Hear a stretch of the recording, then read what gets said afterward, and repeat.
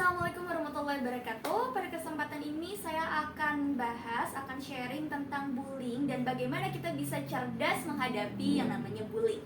Nah, jadi kadang-kadang kita sering, jangan sampai kita gampang menjudge, misalnya aku dibully gitu ya. Padahal sebenarnya kita perlu tahu dulu konsepsinya bullying itu seperti apa gitu ya, dalam kacamata psikologi ataupun dalam kacamata bimbingan konseling ya. Jadi kita harus tahu dulu ini konsepsi bullying itu seperti apa.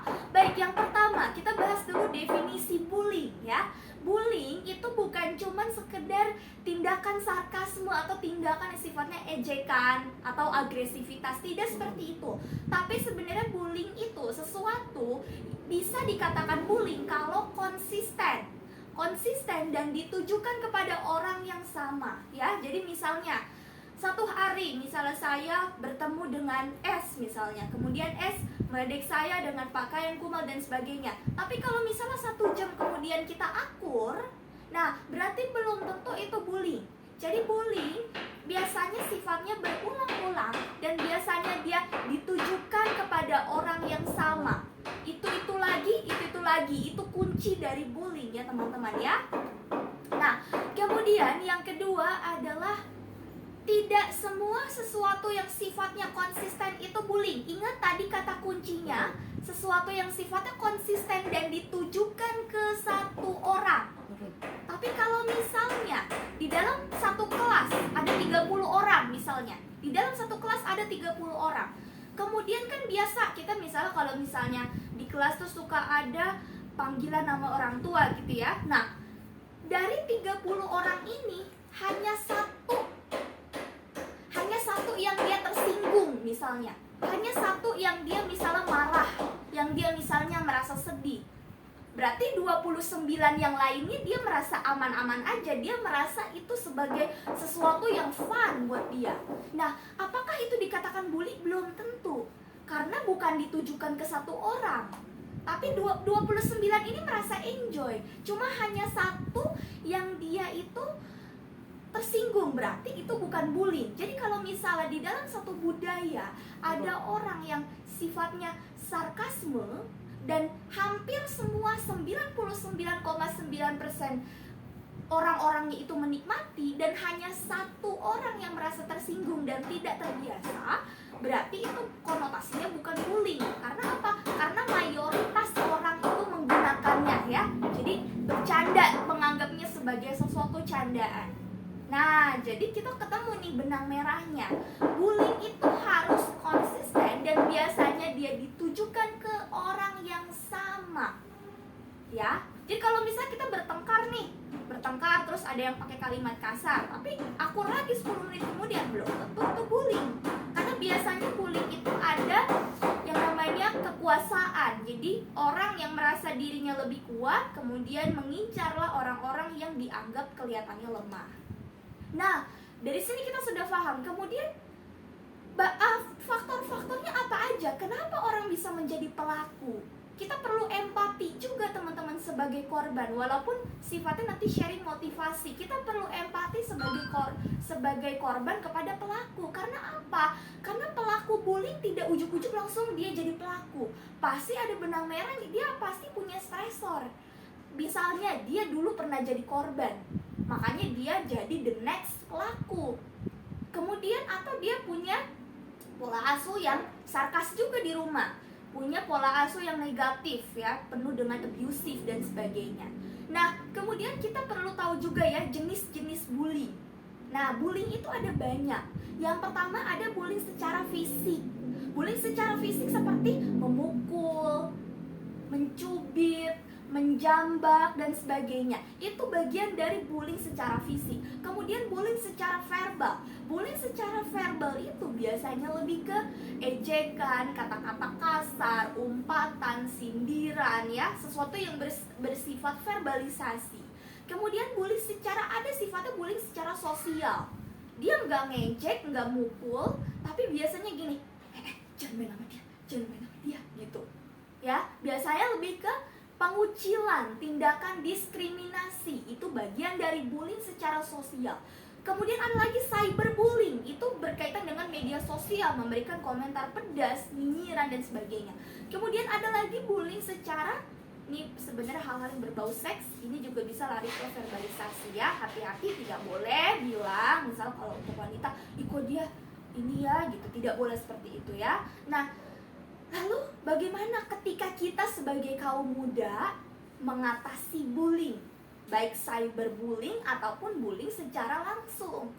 Yang pertama adalah jangan pasrah.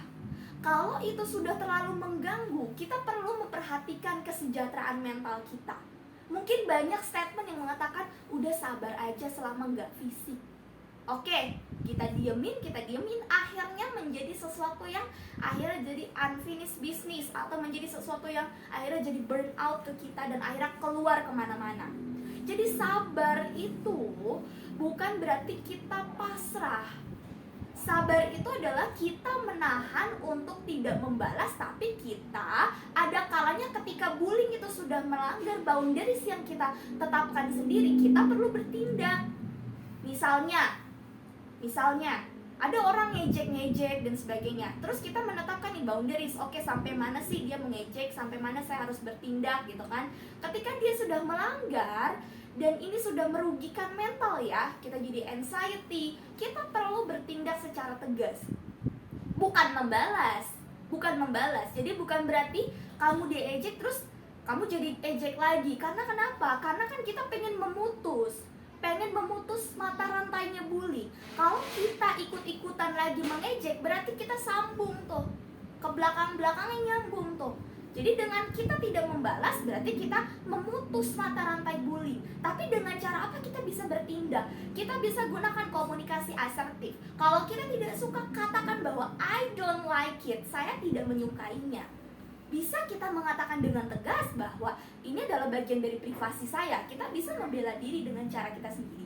Kemudian kalau itu masih berlanjut, kita berani lapor. Kalau teman-teman yang masih sekolah, lapor ke guru, lapor ke orang tua, cari orang-orang yang bisa dipercaya. Kenapa kita harus lapor? Balik lagi, tindakan ini harus diputus.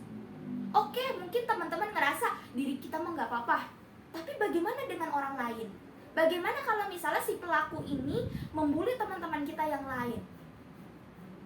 Maka kita harus memutus rantai ini. Jadi lapor. Karena apa? Kalau itu sifatnya sudah mengganggu, apalagi sudah secara fisik, misalnya sudah secara sosial dan sebagainya, kalau itu sifatnya sudah merugikan, kita perlu lapor. Apalagi di sekolah, kita lapor kepada guru. Kalau sifatnya misalnya di media sosial, sekarang kan udah ada pengaman di media sosial, kita bisa lapor dan sebagainya, atau kita bisa memblok dan sebagainya. Intinya kalau itu memang sudah melanggar boundaries yang kita terapkan, maka wajib kita untuk membela diri kita sendiri gitu ya. Kemudian yang selanjutnya adalah trauma healing. Healing itu bukan jalan-jalan ya teman-teman ya. Jangan salah arti healing itu jalan-jalan, tapi healing itu bagian dari penyembuhan. Healing bisa ke psikolog, bisa ke psikiater, bisa ke konselor.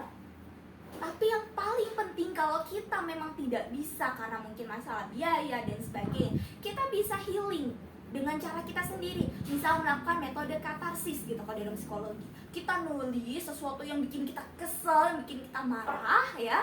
Udah selesai kita remas-remas, anggaplah itu kita lagi membuang amarah kita, terus kita buang dan kita anggap oke, masalah sudah selesai. Itu jauh lebih baik daripada kita mendam. Karena apa? Kalau kita pendam dan emosinya nggak disalurin, nanti akan jadi namanya unfinished business. Kita punya masa lalu yang nggak selesai, akhirnya berdampak sama kehidupan kita di masa depan. Jadi keluarin, entah itu melalui tulisan atau kita memberikan time untuk diri kita sendiri untuk bisa merilis emosi kita dengan cara misal kita merenung di kamar, kita merefleksikan diri atau mendengarkan musik. Intinya adalah terima dan keluarkan itu dengan cara yang sehat daripada kita mengeluarkannya dengan marah-marah, dengan cara berteriak-teriak, menangis-nangis gitu ya. Tapi kita bisa keluarkan itu dengan cara yang sehat. Kemudian yang terakhir adalah be yourself. Jangan terpancing sama orang yang suka bully ya, apalagi di media sosial. Ketika misalnya orang itu berusaha buat menjatuhkan kita, kalau kita terpancing, entah itu kita ikutan marah-marah, ikut ikutan ribut atau misalnya kita jadi rapuh, justru itulah yang mereka senangi. Karena apa? Karena yang mereka nggak suka dengan posisi kita, misal sebagai, apalagi kalau bullyingnya didasari dengan rasa iri. Jadi be yourself. Oke, I want to be myself dan this is myself, dan kamu perlu menghargai itu. Jadi jadilah diri kamu sendiri. 1000 orang mencela kamu, masih ada lagi 1000 orang lainnya yang mensupport kamu. Jadi be yourself gitu. Gak ada salahnya buat kita jadi diri kita sendiri. Itulah cara menghadapi bullying, cara balas dendam yang elegan. Daripada kita membalas dengan kata-kata yang negatif, mendingan kita membalas suatu bahwa kita bisa menjadi diri yang lebih baik.